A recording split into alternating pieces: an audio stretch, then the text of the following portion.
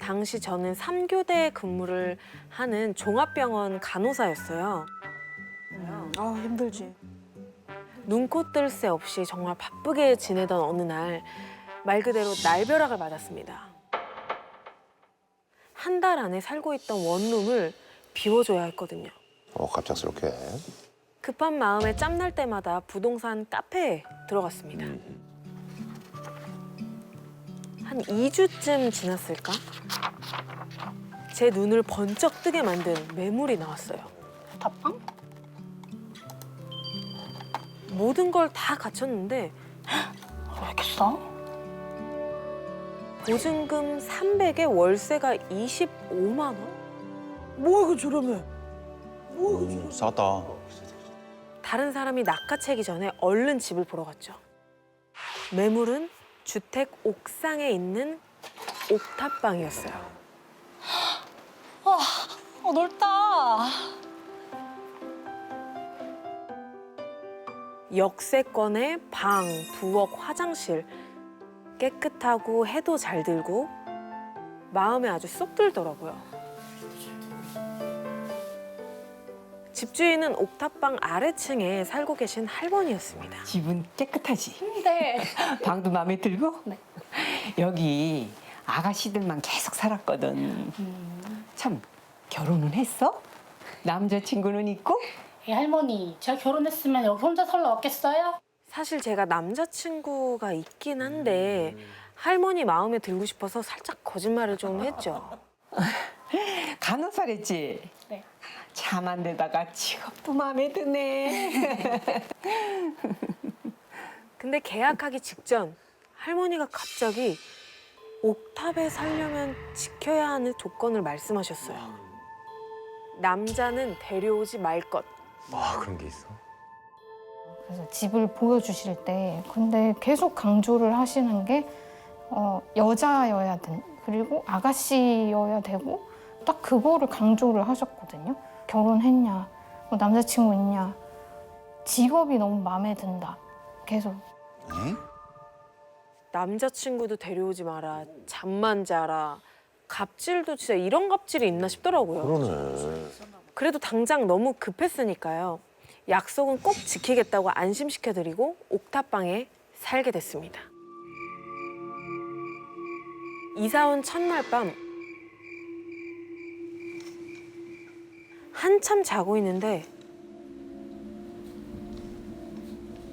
어디선가 싸한 시선이 느껴지는 거예요.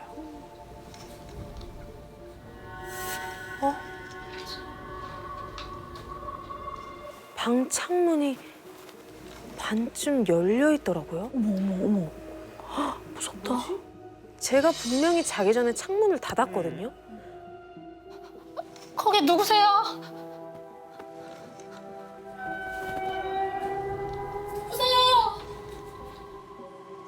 그때 열린 창문 너머로 슥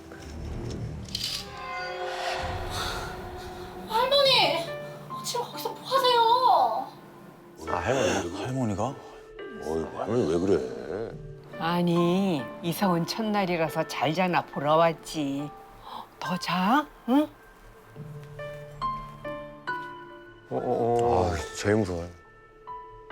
이날부터 집에만 오면 자꾸 누가 지켜보는 것 같았어요.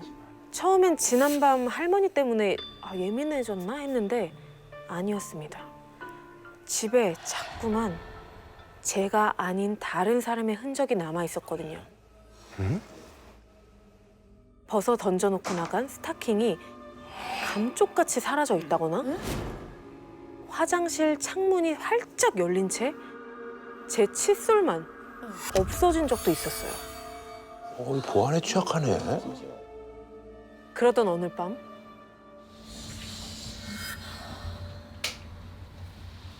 샤워를 하고 나왔는데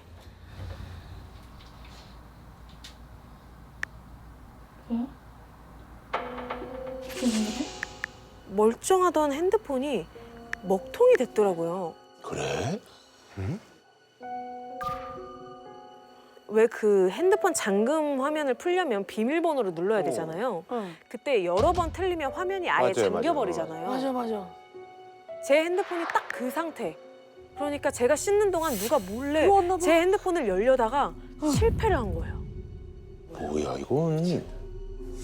너무 무서워. 숨소리도 죽인 채 주변을 조심스럽게 둘러보는데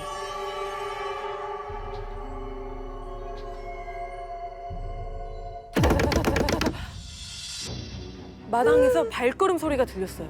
누가 잡아야 돼.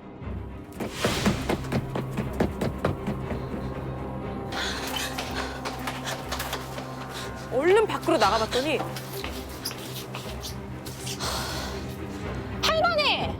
아니 도망치고 있는 사람이 주인 할머니인 거예요. 아이고 할머니. 빠르지도 않았을 텐데. 대체 어떤 집주인이 세입자 집에 마음대로 들어와서 휴대폰을 이건 열어보냐고요. 아무리 할머니도 이건 아니다. 이건 정말 제대로 선 넘은 거잖아요. 아 할머니들이 진짜 옥상 근처에도 못 오게 해야겠다 싶었습니다. 옥상으로 올라오는 출입문을 아예 잠가 버리려는데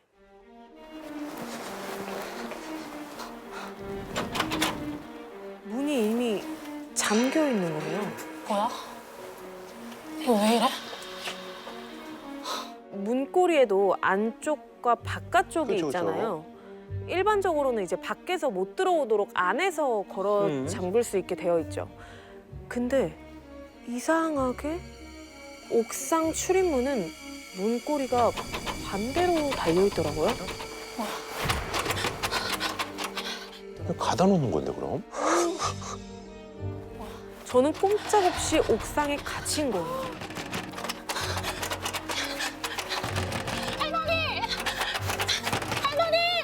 문 열어주세요! 이 시간에 잠이나 잘 것이지. 왜 나왔어? 아니 무슨 말씀하시는 거예요? 문 왜 잠그셨어요? 문고리는 또 왜 이래요? 무섭겠다. 그러니까 보통은 바깥 사람들이 못 들어오게 잠그잖아요. 근데 거기는 바깥에서 사는 사람을 가둘 수 있는 방향이에요. 이제 제가 할머니한테 이거 도대체 왜 이러냐고 열쇠 아저씨가 실수를 했다는 둥 막 말도 안 되는 얘기를 하고요. 할머니 약간 수상하다. 너무 이상한데. 할머니의 선 넘는 그 간섭에 저도 이젠 세입자로서 할 말은 하기로 했습니다. 사실 옥탑방 화장실에 거울이 없거든요. 할머니, 왜 거울 좀 달아주세요. 너무 불편해요. 거울이 왜 필요해? 거울 없는 게 마음 편할걸? 아니, 거울 없는 화장실이 어딨어요? 아, 저 여기 사는 거 너무 힘들어요. 그냥 방 뺄게요. 얼마나 살았다고 방을 빼? 계약을 했으면 살아야지. 아, 나 돈 못 줘. 몰라. 할머니! 그러니까 뭔가 이 집에 뭔가 이상한 게 있나. 그러면서 점점 더 무서운 거예요, 집이. 화장실을 가보면 누군가 있는 거는 아니고 근데 소리는 계속 나고. 사람의 숨소리 같은 느낌? 되게 세고 강하고 뭔가 남자 느낌? 어떤 것도 보이지 않더라고요. 결국 제 돈 재산. 화장실 거울은 제가 달았습니다. 없다니까 좋네. 그러던 어느 밤 화장실을 거울 앞에서 나갈 준비를 하고 있는데 남자친구에게 전화가 오더라고요. 오빠! 이제 준비 다 끝났어. 알았어. 금방 갈게. 이따 봐.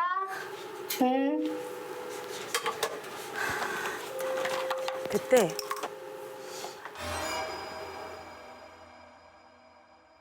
간질간질 뭔가가 제 긴 머리끝을 건드리는 거예요. 양손으로 정수리부터 머리카락 끝까지 쓸어봤는데 아무것도 없었죠. 안심하고 다시 화장을 하려는데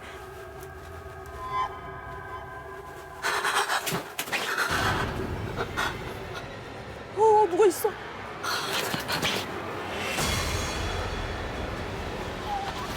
당장 옥탑을 나가려고 문을 여는데 문이 또 열리질 않는 거예요. 또 잠깐 있어. 또 할머니가 잠근 거죠.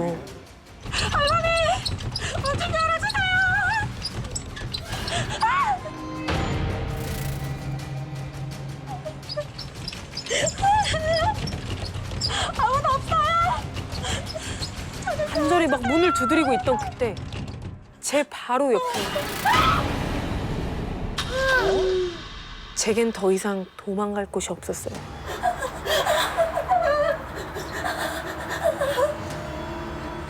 그런데 자세히 보니까 뭔가 이상했어요. 남자는 분명 마당 한가운데에 꼿꼿이 서 있는데 바지 아래로 어떤 것도 보이지 않더라고요.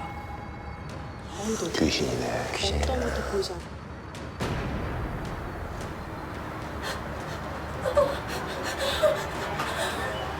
저도 모르게 눈을 꼭 감고 제 눈앞에 남자가 사라지길 간절히 기도했어요. 그때 얼음장같이 차가운 손가락들이 다시 또 제 머리카락 사이사이로 막 들어오고 있었어요. 그만해라. 아, 소름 끼친다 이거는. 이대로 정신을 잃으면 정말 큰일이 날 것 같아서 정말 이를 악물고 버텼죠.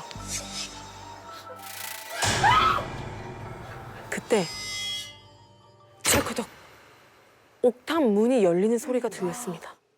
가은아, 가은아, 너 괜찮아? 왜 그래? 문을 연 건 제 남자친구였습니다. 얘기해봐. 왜 그래? 뒤를 돌아보니 어느새 발 없는 남자는 사라졌더라고요. 이대로는 더 이상 옥탑방에서 살 수가 없었어요. 아, 못 살아, 못 살아. 못 살지. 할머니, 저 당장 방 빼주세요. 아유, 또 말 같지 않은 소리야. 아유, 이 남자는 뭐야? 집에 남자 들리지 말랬지? 그때 할머니 뒤로 사진이 보였습니다. 네, 잠시만요. 아니 지금 뭐 하는 짓이야? 어? 남의 집에 와서 뭐 하는 거냐고? 사진 속엔 주인 할머니 그리고 그 옆에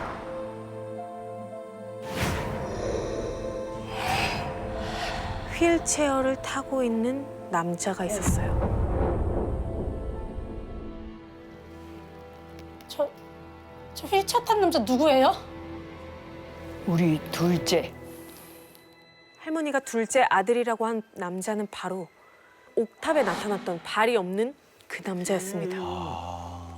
할머니께 둘째 아들은 지금 어딨냐고 여쭤봤죠. 그러자 지금까지 그렇게 뻔뻔하던 할머니가 한껏 당황을 하시더라고요. 그리고 갑자기 원하는 대로 옥탑에서 나가게 해주겠다고. 갑자기? 저는 곧장 부동산 카페에 세입자를 구하는 글을 올렸고 다음 날 대학생이라며 여자분이 집을 보러 왔습니다. 조건이 여자구나. 방이 너무 이쁜데요? 내가 세입자를 좀 까다롭게 골라서 그래. 아가씨 혼자 살 거지? 네네. 결혼은 했어? 아니요. 남자친구는 있고? 아니요. 여기 절대로 남자 들여서는 안 돼. 학생은 한 달 전 제가 옥탑방에 처음 왔을 때처럼 집을 마음에 들어 했어요.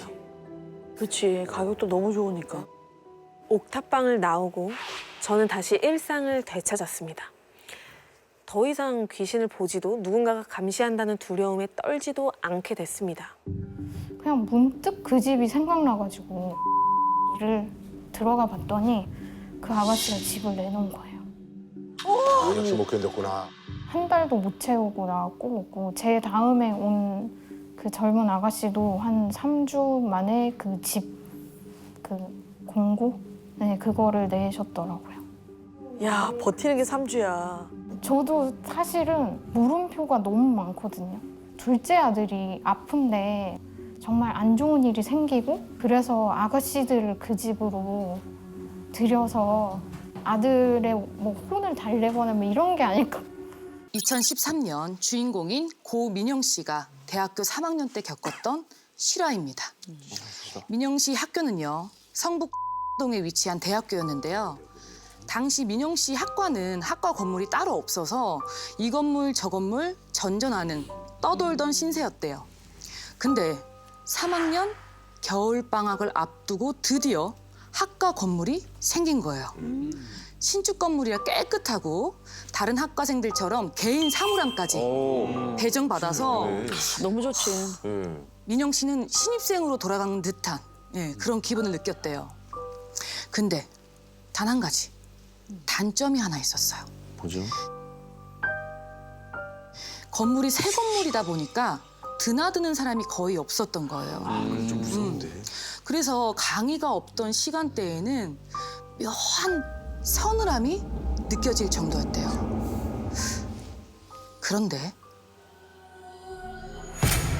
너네 그 얘기 들었어? 우리 학과 건물에 귀신 나온대. 맞아, 나도 들었어. 본 애들 많다던데. 나 그래서 여기 오기 찝찝하잖아. 이상한 소리를 들었다더라. 혹은 검은 물체를 봤는데 금방 사라졌다더라. 이런 소문들이 학교에 퍼지기 시작한 거예요. 그러던 어느 날 민영 씨가 친구와 밤 늦게까지 놀고 집으로 가는 길에 잊고 있었던 게 생각이 난 거예요.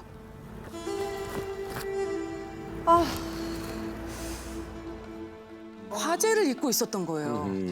근데 또 하필이면 이 과제 제출에 꼭 필요한 책을 설마. 사물함에 두고 온 거예요. 들어가야지 뭐. 들어가야 되는 하지 마.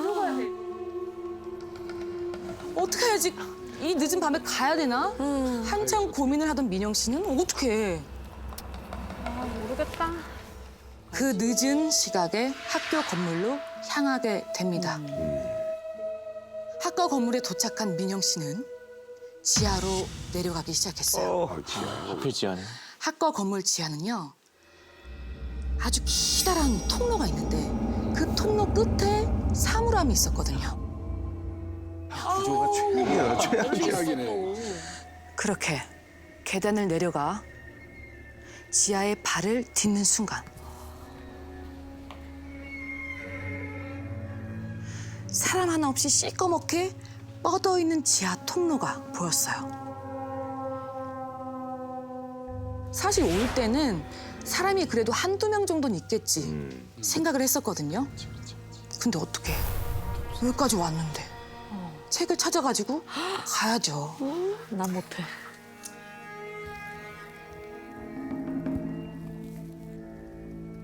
민영 씨는 천천히 통로를 걷기 시작했어요.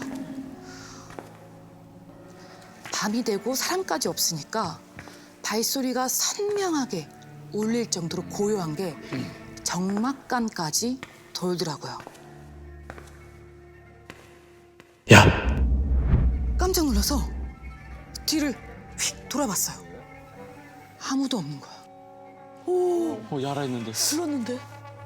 뭐야, 내가 잘못 들었나 싶어서 다시 걸어가기 시작하는데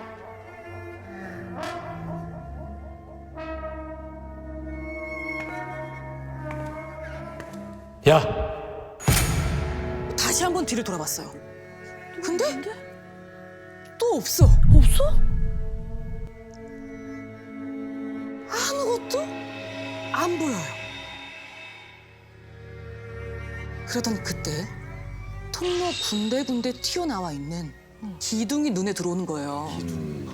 혹시 누가 그 기둥 그림자의 몸을 숨기고 있다면 너무 무섭다. 안 보일 수도 있겠다 싶은 생각이 들었던 거죠.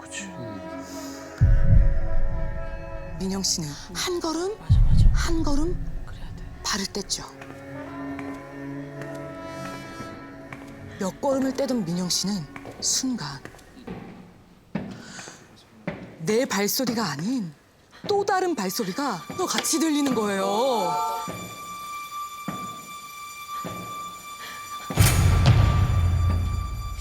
그 순간 머리보다 몸이 먼저 반응을 했어요.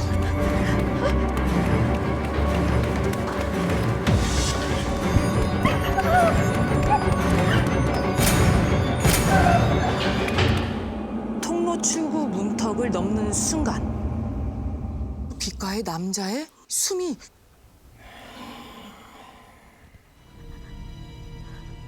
반사적으로 뒤를 휙 돌았는데 거짓말처럼 아무도 없는 겁니다.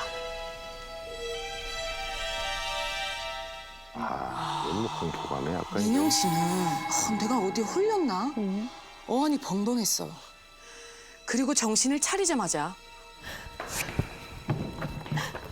허겁지겁 책을 챙겨 한참을 돌아 반대편 입구로 뛰어나왔죠. 아무리 민영 씨가 생각을 해도 이 상황이 이해가 안 가는 거예요. 그래, 누가 장난쳤나 보다 생각을 하고 잊어버리기로 합니다. 계속 편하죠. 예. 얼마 뒤 겨울방학이 시작되고 그와 동시에 계절 학기도 시작되었죠. 추가 학점이 필요했던 민영 씨는 절친 은진이와 함께 겨울 계절 수업을 등록했거든요. 수업을 듣고 딱 나오니까 어느새 해가 져서 밖이 어둑어둑해진 거예요. 근데 그날따라 원래도 건물에 사람이 없었지만 더 사람이 없어. 야, 근데 오늘 왜 이렇게 사람이 없냐? 오늘 크리스마스 이브잖아. 헐, 벌써? 안 되겠다. 우리 오늘 술 먹자. 좋지. 가자. 그 즉시 은진 씨와 민영 씨는 학과 화장실로 향했어요. 왜? 화장을 고치러. 이 밤을 찢어야지. 네. 화장을 좀 더 진하게 하기 위해서 화장실로 갔죠. 우리 오늘 술집 갈래? 술집? 좋아. 주점이 괜찮나? 주점? 아니다. 우리 클럽 갈래? 클럽? 나 클럽 한 번도 안 가봤어. 클럽도 안 가보고 뭐 하는 거야 진짜. 오늘 클럽 가는 거야? 그 순간 쇠한 느낌이 뒤통수에서 느껴졌어요.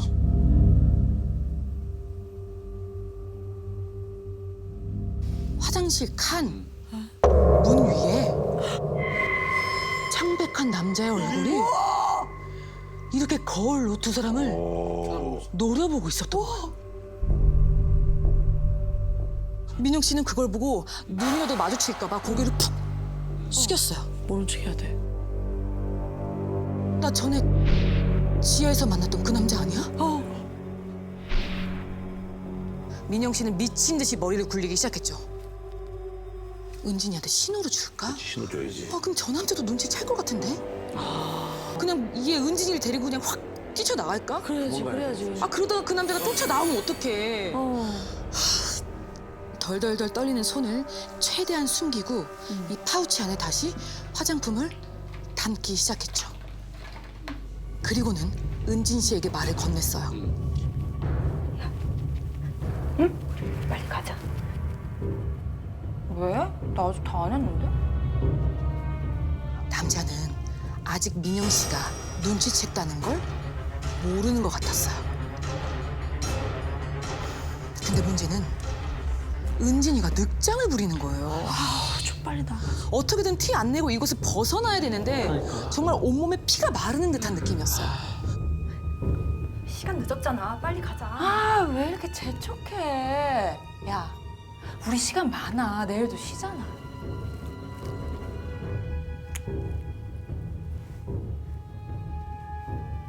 안 갈 거냐고. 야. 야, 누가 쫓아와? 너 혼자 가. 나 알아서 하고 갈 테니까. 그 순간 섬뜩한 생각이 들었어요. 진짜 놓고 갈까? 그럼 나는 살 수 있지 않을까? 화장실 입구랑 내가 더 가까운데 나 혼자 그냥 빠져나가면 은진이가 여기 남아있겠다. 도망친 사람을 굳이 따라오진 않을 것 같은데? 그런 생각이 들었던 거죠. 그런데 그때 민영 씨는 다시 거울로 그 남자의 얼굴을 흐긋 쳐다봤어요. 그때 남자의 입이 광대 끝까지 쭉 찢어지는 겁니다.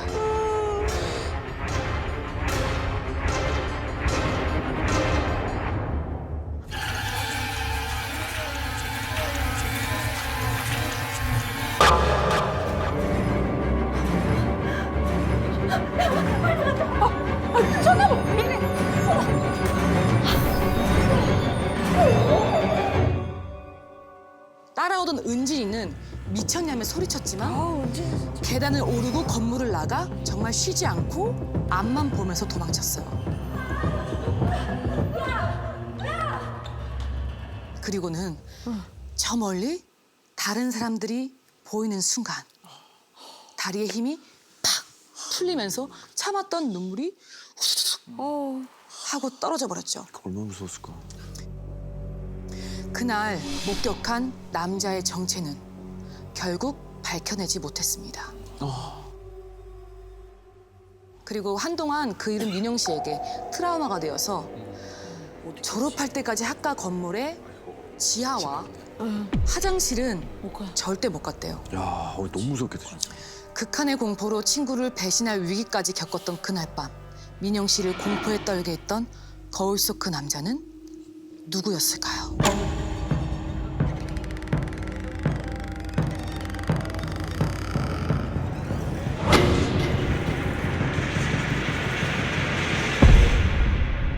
때는 1999년 3월.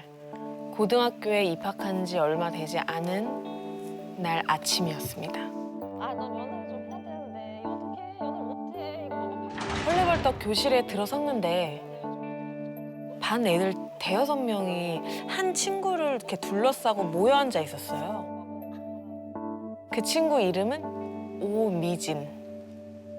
보자. 야, 넌 연애를 평생 못해. 이거 엄청 연애. 남자가 없어. 어떻게 그래. 다음. 나 가자, 밖에. 무엇보다 손금을 보는 재주가 있어서 모르는 사람이 없을 정도로 학교에서 정말 유명했죠. 그날도 익숙한 광경을 지나쳐서 제 자리로 가고 있는데 미진이와 눈이 딱 마주친 거예요. 근데 그때 미진이 표정이 잔뜩 일그러지더니 사납게 저를 노려보는 거예요. 뭐야. 미진이의 돌발 행동에 다른 애들도 다 어리둥절해했죠.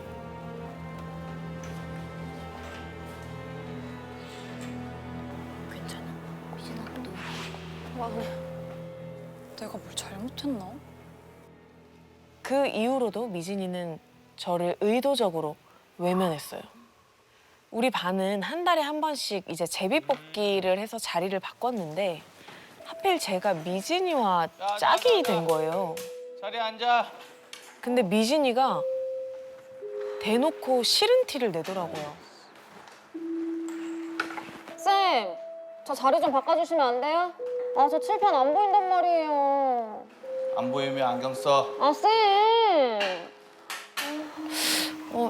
자, 이번. 얘 봐라.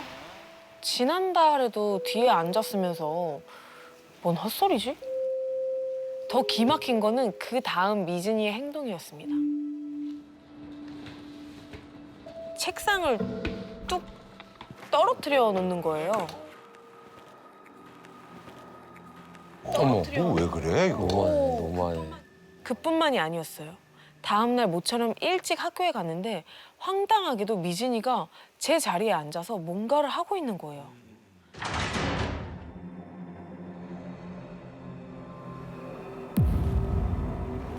지금 내 자리에서 뭐 하는 거야?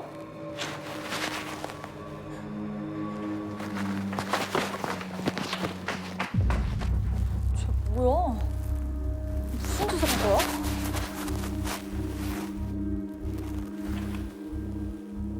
서랍 깊숙이 뭔가가 손에 잡혔어요. 놀랍게도 그건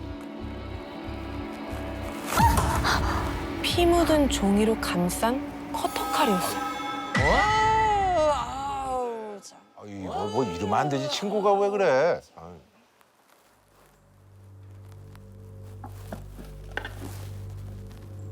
이게 뭐야? 그게 뭔데? 네가 아침에 내 자리에 이거 두고 갔잖아. 내가 그런 거 아닌데? 모르는 일이야. 모르는 일이라면서 막 딱 잡아떼진 뭐예요? 귀신이 뭐야 걔? 그 일이 있은 후에 미진이와는 더 서먹해졌고 우리 둘 사이에는 정말 북극보다 더 차가운 냉기가 흘렀습니다. 1학년 1학기 첫 중간고사를 앞둔 어느 날이었어요. 당시 우리 학교는 11시까지 야간 자율학습을 했거든요. 제가 코가 약해서 조금만 피곤해도 코피가 좀 잘 났는데 그날따라 코피가 멈춰지지가 않는 거예요. 안 되겠다 싶어서 코를 움켜잡고 화장실로 막 뛰어갔어요.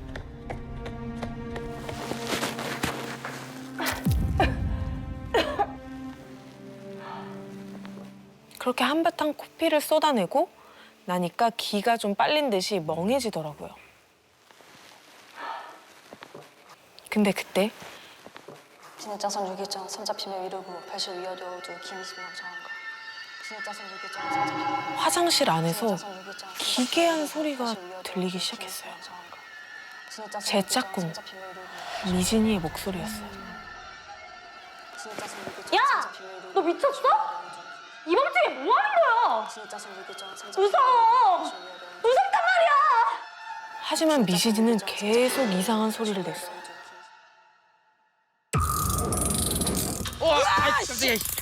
어유 이거 뭐 이 여자 아주. 주문 소리와 함께 헛털칼 소리가 들리는 거예요. 근데 그때 신발 밑이 기분 나쁘게 끈적한 거예요. 그래서 뭐지? 하면서 봤는데 핏물인 거예요.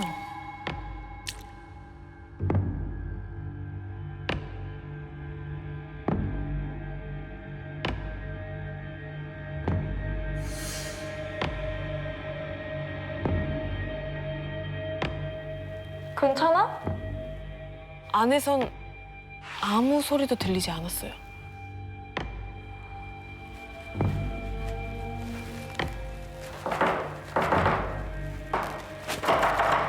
괜찮은 거야?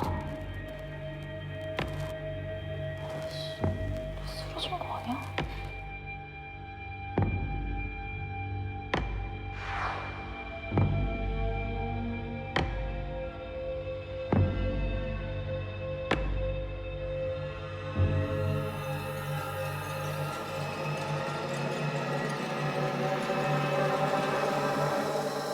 아무것도 보이지 않았어요.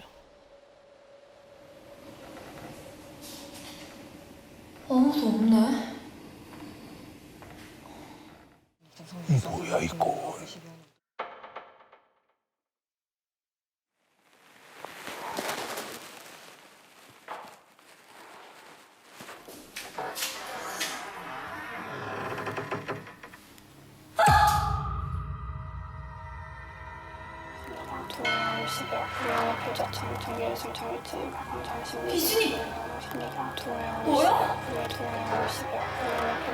근데 그건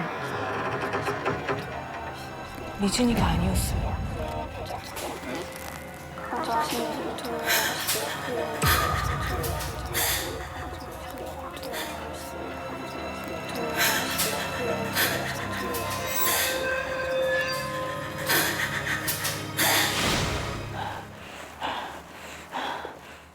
눈을 떠보니까 교실 아니었고 미진이는 벌써 집에 갔는지 옆자리가 비어 있더라고요. 다음 날 아침 찝찝한 이 기분으로 교실에 들어섰는데 그날도 미진이는 저를 피하면서 눈길조차 주지 않았어요. 머릿속이 온통 그 생각으로 가득 차서 공부가 잘 안 되는 거예요. 그렇다고 대뜸 시비 걸듯이 물어보기는 조금 뭐하기도 하고 아무렇지 않은 듯 저도 손을 내밀면서 말했죠. 야, 나도 성공 좀 봐주라.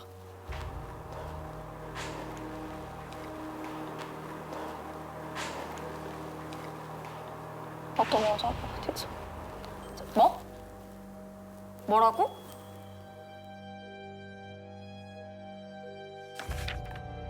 미진이는 말 대신 노트에 글을 써서 보여주더라고요.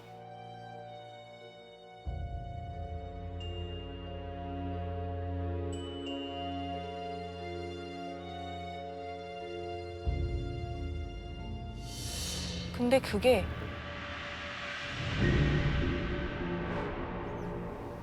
어떤 여자가 네 손을 쥐고 있는데 손금을 어떻게 봐?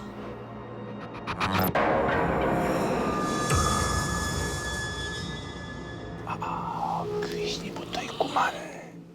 미진이는 그제서야 그동안 저를 피했던 이유를 얘기해 주었습니다. 사실 나 귀신을 보거든. 학기 초였을 거야. 그날도 애들 손금을 봐주고 있는데 네가 교실 문을 열고 들어왔어. 근데 네 옆에 웬 교복을 입은 여자 귀신이 따라 들어오더라 그래서.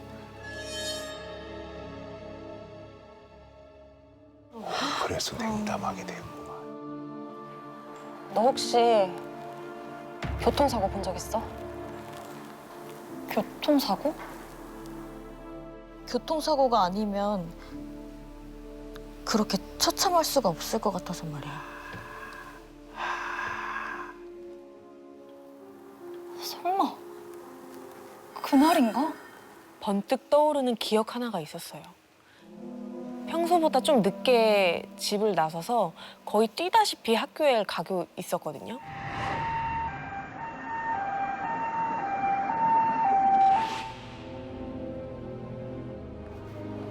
사고를 당한 사람은 이미 실려간 뒤였고 도로에는 정말 피가 낭자했어요. 아, 끔찍해. 사람들 말로는 덤프 트럭이 횡단보도를 건너던 여학생을 치었다는 거예요. 아유. 그렇게 사고 현장에 정말 정신이 막 팔려 있는데 빨리 가자. 지각하겠어. 아 맞다. 학교 가야지. 고마워. 아무도 없는 거예요. 대신 피가 흥건하게 고여 있는 운동화 한 짝이 제 눈에 들어왔습니다. 확실히 그날부터 미진이가 저를 피했던 것 같아요. 하필 나랑 짝꿍까지 돼서 귀신과 나란히 앉게 됐으니 더 힘들었겠죠. 미진이는 귀신을 떼어내기 위해서 나름 노력도 해봤대요. 닭피와 칼을 제 책상에 넣어두기도 하고 화장실에서 귀신 쫓는 주문을 다 해봤지만 소용이 없었다고 합니다. 그래서 화장실. 화장실 얘기를 들으니까 그 여자 생각이 나는 거예요. 그 귀신 어떻게 생겼어?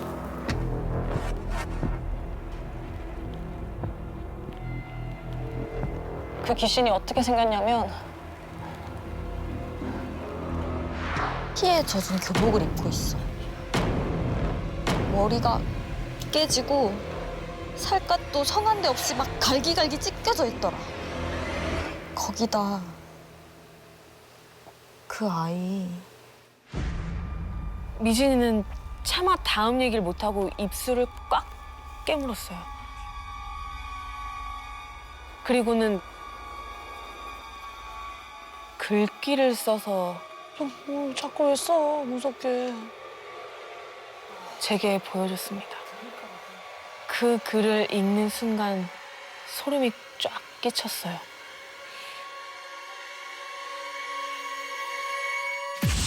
하반신이 없어.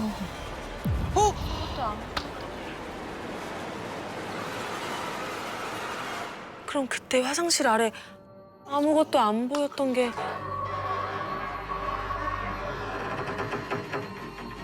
하반신이 없어서였던 거야?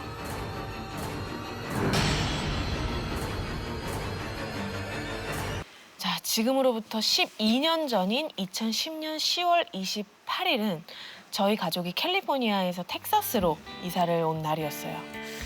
미국은 땅이 워낙에 넓다 보니까 저희 같은 경우도 캘리포니아에서 텍사스까지 비행기로는 3시간이 걸리고 차로는 거의 20시간이 걸리다 보니까 한국처럼 이렇게 직접 매물을 보고 계약을 하는 게 아니라 사진만 보고 이사를 결정했죠. 그렇게 도착한 새 집. 그런데 생각보다 새 집이 너무 마음에 드는 거예요. 네, 다행이다. 다행이다, 다행이다. 저희가 딸 셋에 아들 둘인 자식 부자라서 아이들이 늘 서로 좋은 방을 막 갖겠다고 전쟁을 경쟁 벌였는데 있죠. 이 집은 저희 아이들이 원하는 방을 하나씩 다 가질 수 있을 만큼 굉장히 넓고 좋았어요. 엄마, 나 이 집 완전 좋아. 엄마 최고. 그래? 아이들도 이사를 잘 왔다면서 팡팡 막 뛰고 있는데 그 모습을 보니 어찌나 기분이 좋던지. 그리고 사실 이 집이 1년 렌트 비용이 주변 시세보다 무려 800불.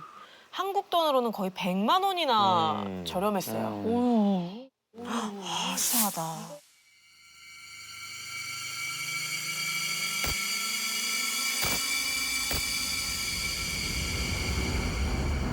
남편은 캘리포니아에 있는 식당을 운영하러 떠나고 집엔 저와 5 아이들만 남게 됐어요.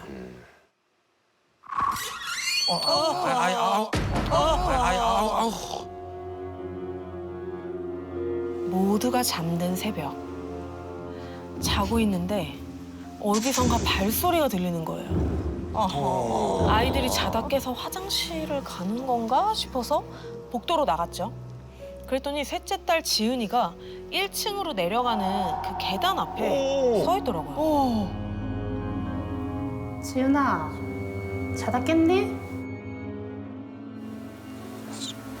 지은아? 지은아? 가만 보니까 좀 이상한 거예요. 뭔가 온몸에 축 처져서는 부르는 소리에 대답도 없고 그저 계단 끝에 흔들 서서 뭔가 중얼중얼 혼잣말을 하고 있는 것 같았어요.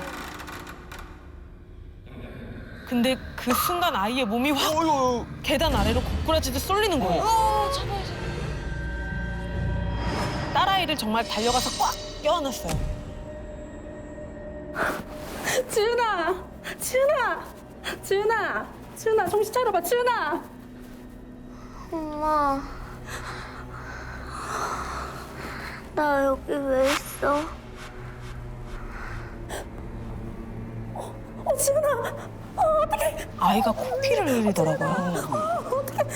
지은아! 그날 밤부터 셋째 딸은 자기 침대를 벗어나서 어떤 날은 옷장에서 또 어떤 날은 놀이방에서 발견이 되고 또 어떤 그런 날들은 아침에 코피를 꼭 흘렸어요. 아, 무섭다.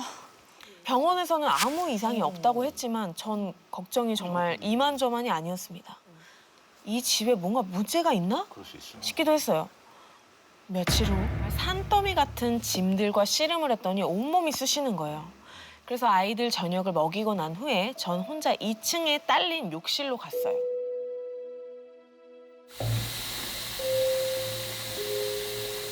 욕실에 뜨뜻한 물을 가득 채우니까 금세 따뜻함이 감돌면서 습기가 가득 차올랐어요. 근데 변기 위에 벽면 쪽에 이상한 자국이 눈에 띄더라고요. 아, 이게 뭐지?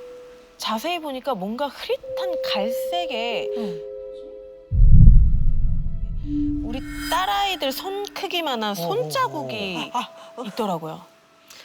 오른손을 왼쪽으로 돌려서 비스듬하게 이렇게 찍혀있는 손자국에 애들이 놀았나? 이 집에 살던 뭐 아이가 물감놀이를 하다가 묻혔나 싶었죠.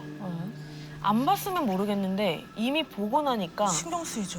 본 김에 없애버리자 싶어서 욕실 청소 스펀지로 슥슥 닦아냈어요. 청소를 끝내고 세면대 앞에 서서 머리를 이렇게 묶고 있는데 뿌연 연기가 가득한 거울에 뭔가 검은 형체가 어릿어릿 보이는 거예요.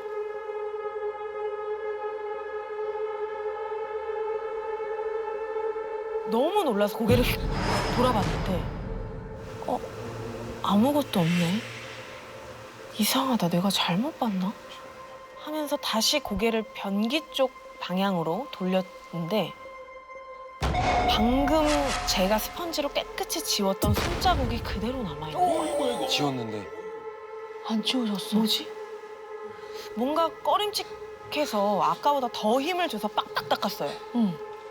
그래 내가 요즘 좀 피곤했으니까. 그럴 수 있어. 그래서 따뜻한 욕조물에 몸을 담그고 피로를 풀고 있는데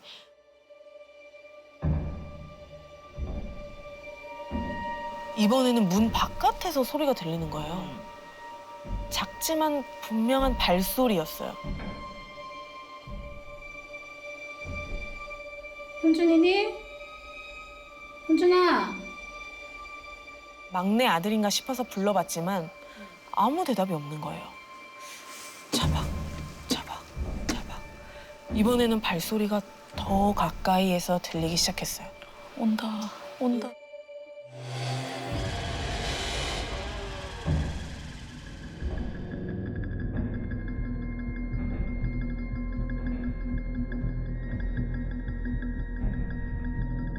지은이니? 지은아.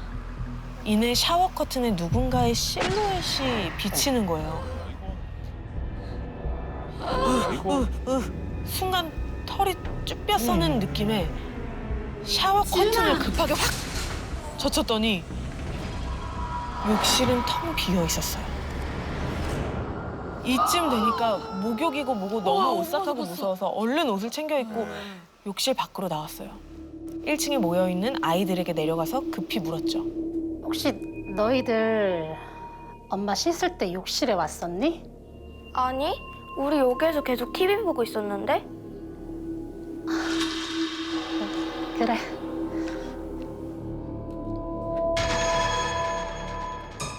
그렇게 남편도 없이 혼자 심란한 마음을 다스리던 어느 날 주방에서 점심 준비를 하고 있는데 갑자기 우당탕탕탕탕탕 소리가 나는 거예요. 누가 이렇게 뛰어다니니? 얘들아.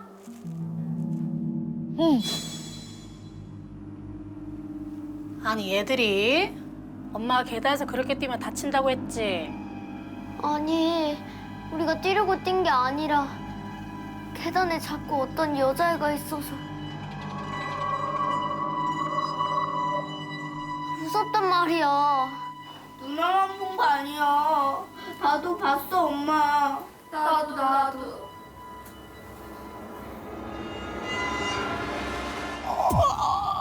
뭘 보는구만 애들이. 낮에는 웬만하면 안 나타나는데. 전 아이들이 하는 말이 도통 이해가 안 됐어요.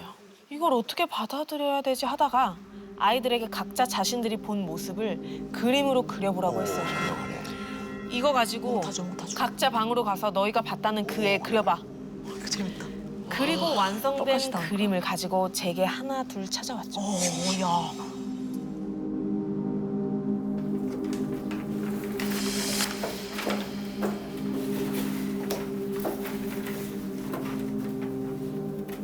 아이들이 건넨 4장의 그림은 모두 한 사람을 그린 듯 똑같은 인상착의를 하고 있었어요.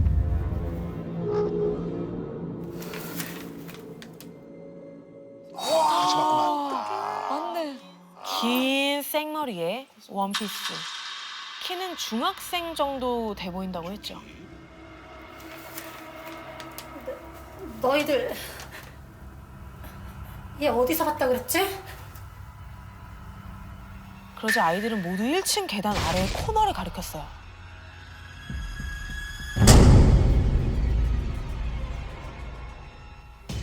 거기만 있는 거 아닌데. 뭐? 걔 계단에 있을 때도 있고 안방 화장실이랑 차고랑 보일러실에 있을 때도 있어. 너희들은 어디서 제일 많이 봤었어? 그 여자애라는 존재를? 그러니까 저녁에 계단을 올라왔을 때 제일 많이 본 것 같아. 그러니까 우리는 너무 무서우니까 다 뛰쳐 올라가잖아. 그때 그 집에 갔을 때 그 여자애가 어떻게 생겼었어? 머리카락 길고 하얀 원피스인데 반팔. 본 모습은? 똑같아. She wasn't smiling. Her facial expression was very, 진짜? I wouldn't say sad, but it was very gloomy and For me, dull. 얼굴 표정보다는 이제 그 느낌이 있잖아. 사람이 좀 어두운 느낌? 그런 거야.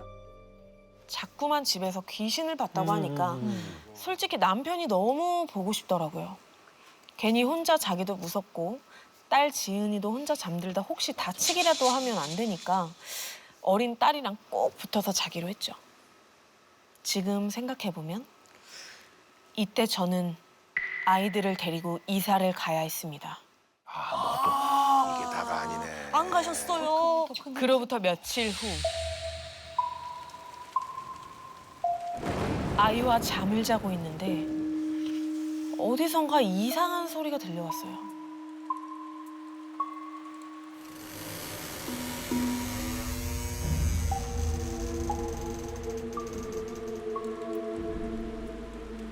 누군가 1층에서부터 2층으로 계단을 올라가는 소리가 들렸거든요. 그 소리는 점점 더 커졌고 점점 더 가까워졌어요. 오만 가지 생각이 들던 그때 갑자기 그 소리가 저와 딸아이가 자고 있던 방문 앞에서 뚝 멈춘 거예요. 왔어. 정체 모를 소리에 고개를 슥 돌려서 문을 바라봤어요.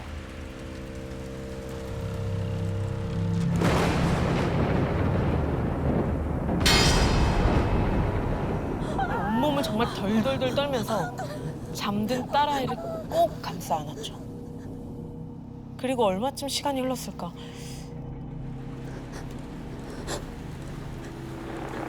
방 안 곳곳을 둘러봐도 어디에서도 인기척이 느껴지지 않던 그때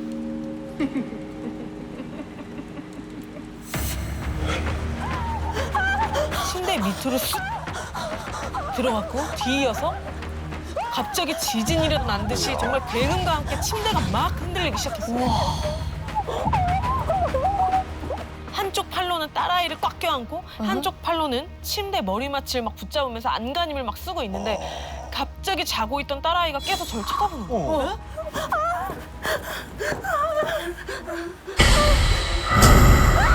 순간 너무 놀란 나머지 품에 있던 아이를 떼어냈는데 이번엔 아이가 제 팔을 잡으면서 절 쳐다보는 거예요. 근데 눈을 크게 뜬 채 입이 찢어져라 웃고 있는 그 얼굴은 제 딸아이의 모습이 아니었어요. 그리고 그 순간 저는 기절을 하고 말았습니다. 시간이 얼마나 지났을까? 갑자기 눈이 번쩍 떠지는 기분에 서둘러 몸을 일으킨 저는 바로 딸아이부터 살폈어요. 다행히 아이는 아무 일도 없다는 듯이 새근새근 잘 자고 있었고 창밖으로는 해가 뜨고 있었죠. 꿈이야 뭐야. 그제야 밤이 끝났다는 안도감과 그 사이 느꼈던 공포가 한꺼번에 터지면서 눈물이 정말 펑펑 쏟아졌어요. 서럽죠. 도저히 그 집에선 살 수 없다는 결론을 내리고 급한 짐들을 먼저 챙기고 부동산 중개인에게 전화를 했어요. 네? 중개인이 저에게 해준 말은 정말 충격적이었습니다.